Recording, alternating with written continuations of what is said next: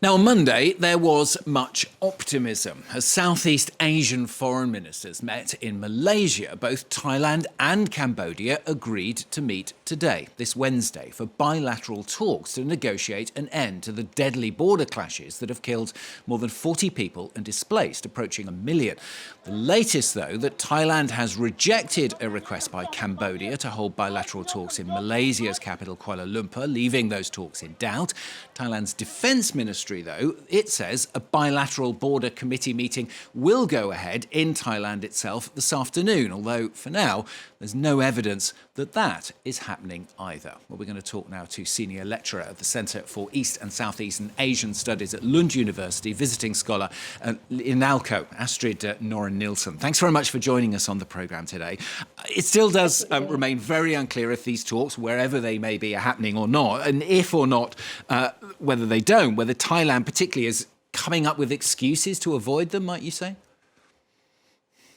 Right. So the latest information I have is that they will go ahead, and they're supposed to start at 4 p.m. Cambodian time, Thai time today. So that would be in roughly 50 minutes. But as you say, the place of the talks has been an issue. Cambodia would want it to take place on neutral ground, which is understandable. Whereas Thailand has insisted that they should take place in Chanthaburi province. There are also a number of conditions, information coming to me this morning from Bangkok. So Thailand has repeated the demand that it had set ahead of the meeting, the big ASEAN foreign ministers meeting, on Monday, that Cambodia should declare a sort of unilateral ceasefire first. Cambodia must declare the ceasefire first. And added to that, I saw today a demand that this should take place as soon as the GBC meeting starts, so presumably already in an hour. And Thailand has also said that if not enough progress is being made during these days, this meeting is supposed to last from today until the 27th, and it was then end on the 27th with the meeting of the ministers at the minister level, that meeting would then also be cancelled if not enough progress is being made during these days. Added to that, today, 10 o'clock Cambodian Thai time, there was an attack in Banon in Battambang province, so far into Cambodian sovereign territory, by fighter jets that haven't been used much before by a South Korean manufacturer. So all of this really casts in doubt Thai intentions for these talks. Yeah, as you say, it doesn't strike a very positive note, does it? When, even right at the start of what you were saying there, they can't even really decide where the talks are going to happen.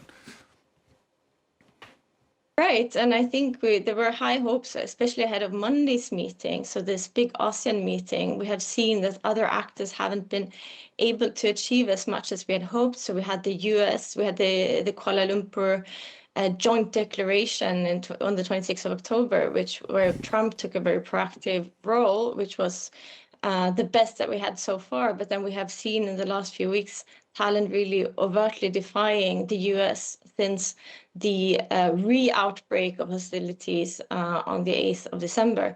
We see that China is not moving much. They have dispatched a special envoy that has been doing this so-called shuttle diplomacy between the two countries, but without any real concrete results. So we have been referred back to ASEAN as the body that should really deal with this. This has also been the position of other outside powers.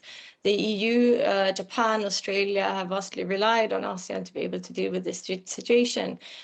So Cambodia also had hopes to be able to lobby ASEAN powers ahead of Monday's meeting to support the Cambodian position that a ceasefire should be implemented. But Thailand had these other demands, these three demands, including that Cambodia must declare this ceasefire first.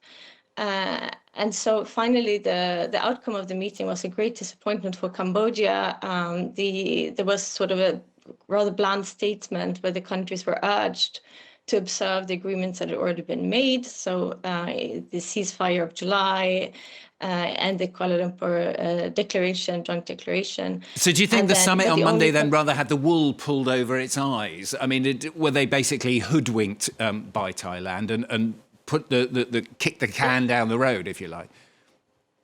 Right. For Cambodia, it was really back on square one. there are high hopes on this meeting that something could be achieved. But the only concrete outcome was the meeting today. And right now we're discussing whether it will actually take place or not. So it's really very, very disappointing.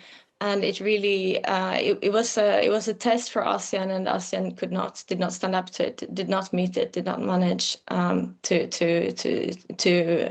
achieve what it should have. So I think at this point, this is really a very serious situation. I think other outside powers must react to this.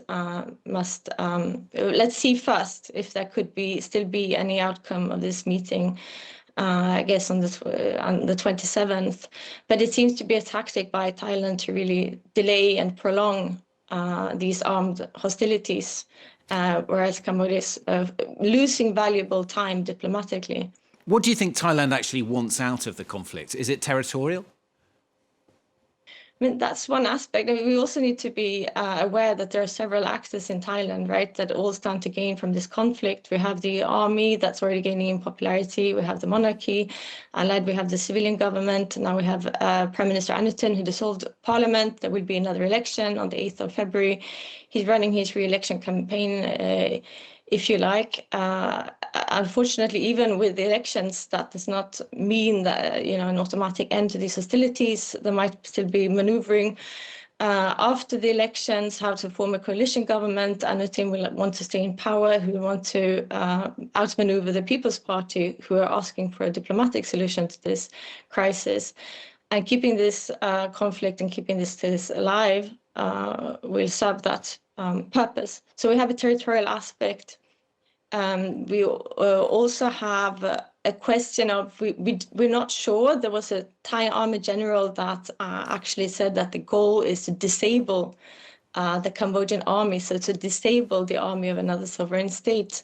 We're not sure if there's even, there are other indications that there might even be, from some segments, a wish to even topple the Cambodian government, right? So we have these different parts, and we're not sure if they might be even negotiated against each other, traded off against each other. But right now, we seem to be back at a position where the territorial aspect would be quite big, and that negotiations might focus on Thailand taking over what is now Cambodian sovereign territory. Good to talk to you on the programme today. Thanks very much for joining us. Astrid Norén-Nilsson there joining us here on France 24. Thanks.